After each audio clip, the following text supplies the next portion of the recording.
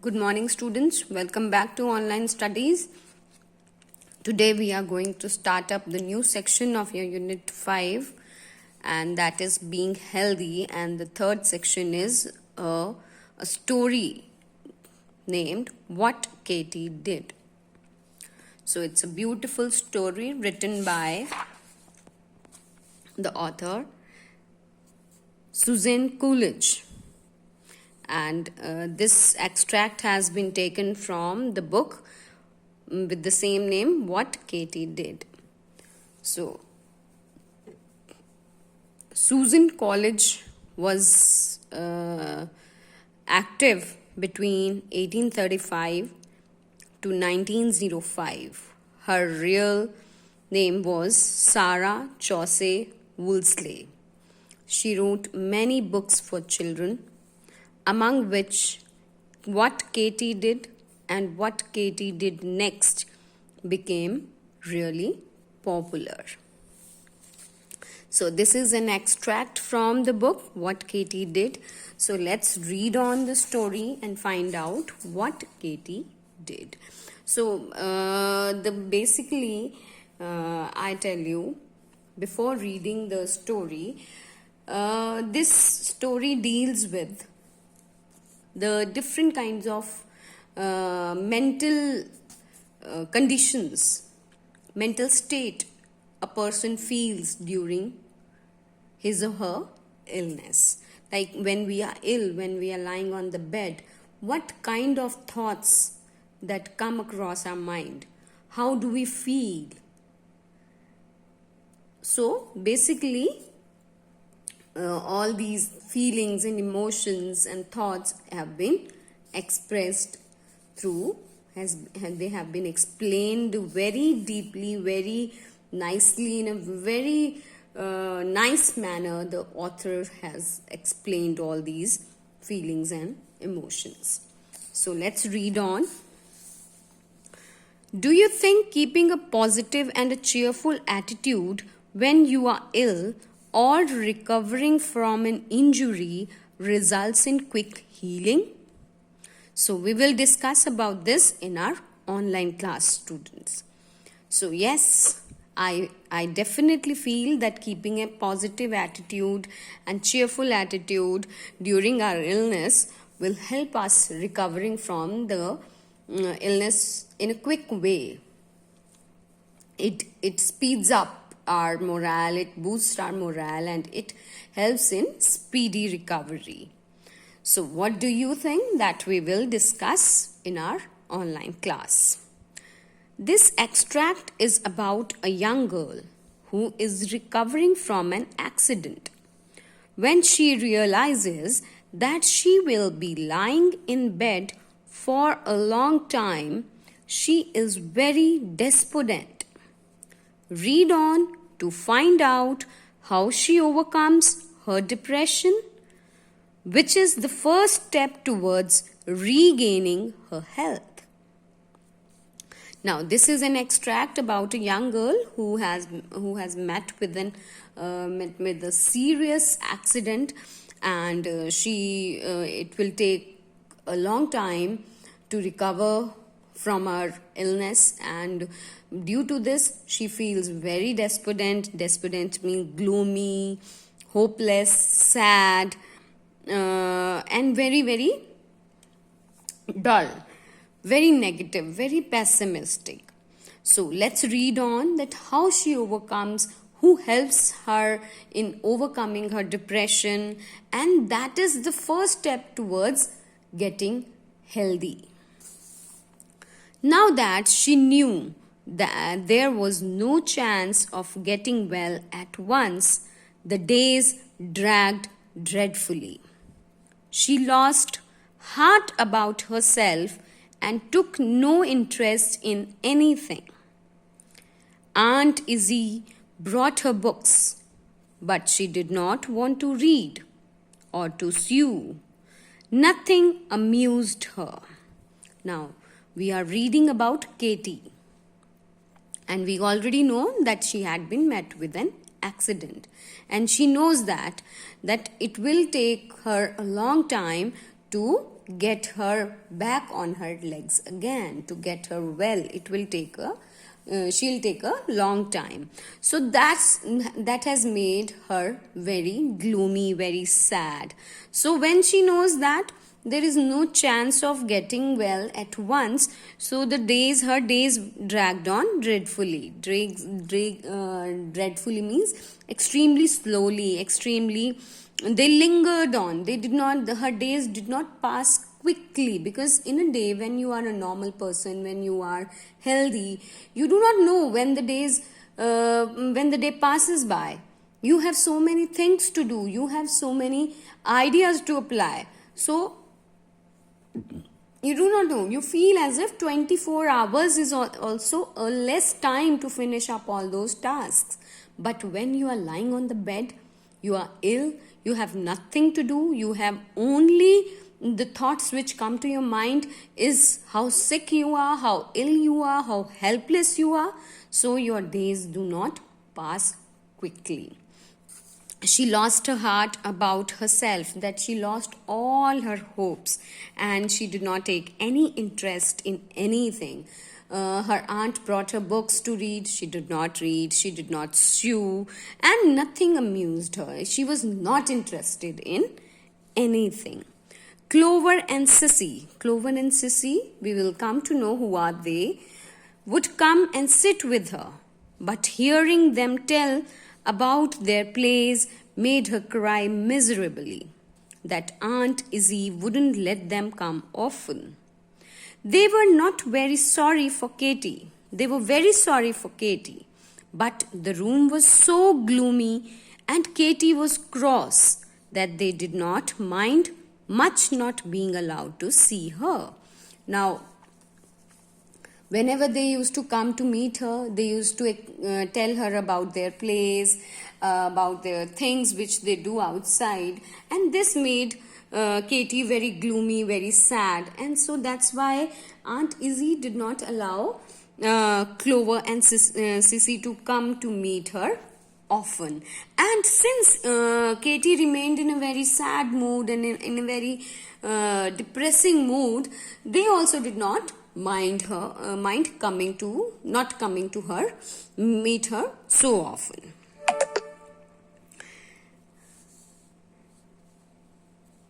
In those days, Katy made Aunt Izzy keep the blinds shut tight. She lay in dark, thinking how miserable she was. So, during her days of illness, she told Aunt Izzy to keep the blinds. Blinds are the curtains of the windows, to keep them shut. They did not allow her to open the windows, to open the curtains even. She did not allow the sun rays to come inside her room. She lay in the dark, thinking how miserable, how pathetic she was, that she all the time she used to think that her life was useless, she's nothing, she can't do anything, she would not get better, it will take her a long time to get better, so she will lose a lot of time on her job and all the things she wants to do. Everybody was very kind and patient with her, but she was too selfishly miserable to notice it. Aunt Izzy ran up and down the stairs and was on her feet all day, trying to get something which would please her. But Katy hardly said thank you and never saw how tired Aunt Izzy looked. So long as she was forced to stay in bed, Katy could not be grateful for anything that was done for her. And everybody, it's not that people were not helpful towards her, people were not patient with her. They were very helpful. They were very kind towards her. But she was so depressed, she was so deep into her own sorrows and her own hopelessness, that she never noticed that people were doing so many things for her. Like Aunt Izzy, she devoted herself to Katie. She was doing whatever she wanted to her to do, and but never ever Katie said thank you to her. She never noticed that how tired she looked. But because she was so herself, she was so deep into her sorrows and her own miseries that she never noticed people around her. The first thing which broke in upon this sad state of affairs was a letter from cousin Helen, which Papa brought one morning and handed to Aunt Izzy. And what broke that ice was a letter from her cousin Helen, which her father, Katie's father, had brought and gave it to Aunt Izzy. For the next week, Katie was feverish with expectation. Feverish means very much eagerly waiting for somebody to come. At last, cousin Helen came. This time, Katie was not on the steps to welcome her, because she had met with an accident. She could not walk. She was lying on the bed, so that's why she could not go on the front door steps of a house to welcome Helen. But after a little while, Papa brought cousin Helen in his arms and sat her in a big chair beside the bed. Now this gives a little idea about Helen, that why was she being carried by Katie's father in his arms. This gives us a little idea that maybe that cousin Helen is a handicapped girl, that she is having physical disability, so that's why she had to be carried in arms and put in a big chair. So we can judge from this that Helen herself was dealing with physical disability. It was a forlorn looking child enough which cousin Helen saw lying before her. Like forlorn means lonely, unhappy, disappointed, hopeless looking child, which cousin Helen was seeing, who was lying before her. Katie's face has grown thin, and her eyes had red circles about them from continual crying, because she kept on crying, so that's why a dark, deep red circles had come around her eyes. Her hair had been brushed twice that morning by Aunt Izzy, but Katie had run her fingers impatiently through it till it stood out above her head like a frowny bush. Frowny means dirty bush. But she did not thank people for what they were doing for her. So, because of her impatience, because of her self pittiness, she moved her fingers in her hair so impatiently that her hair started standing on her head in a bush. She wore a calico dressing gown. Calico means plain woven gown, which, although it was clean, was particularly ugly in pattern. And the room, for all its tidiness, although it was tidy, but had a dismal look. Dismal means very depressing look about it, with chairs set up against the wall and a row of medicine bottles on the chimney piece. So the room looked depressing, Katie looked depressing, and everything, her dressing gown looked very bad, shabby, untidy. Her hair looked untidy, unkempt, and all the room, the things, although they were neat and tidy, but the overall look, our overall appearance of the room was not happy, not clean. No, sorry, it was clean, but it was not a happy room. It was not a bright room. It was very dull, gloomy, and depressing room. Isn't it horrid? Horrid means very terrible, sighed Katie as cousin Helen looked around. Everything is horrid. It's horrible. But I didn't mind so much now that you have come. Since you have come, now I don't mind all these things. All these things are they look very horrible. I feel very horrible. But since now you have come, I don't mind all these things, Katie said. Oh, cousin Helen, I have had such a dreadful time. Very bad time I had. I know, said her cousin pityingly. Now she also took pity on her, and she very sympathetically, very pityingly, she said, yes, I know your condition, Katie. I know it very well. I have heard all about it, Katie, and I am so very sorry for you. It is a hard trial, my poor darling. It is a testing time for you, my darling. Katie, she said at last, has Papa told you that he thinks you are going to get well by and by? By and by means slowly. Yes, replied Katie, he did say so. But perhaps it would be for a long time. And I wanted to do so many things. And now I can't do anything at all.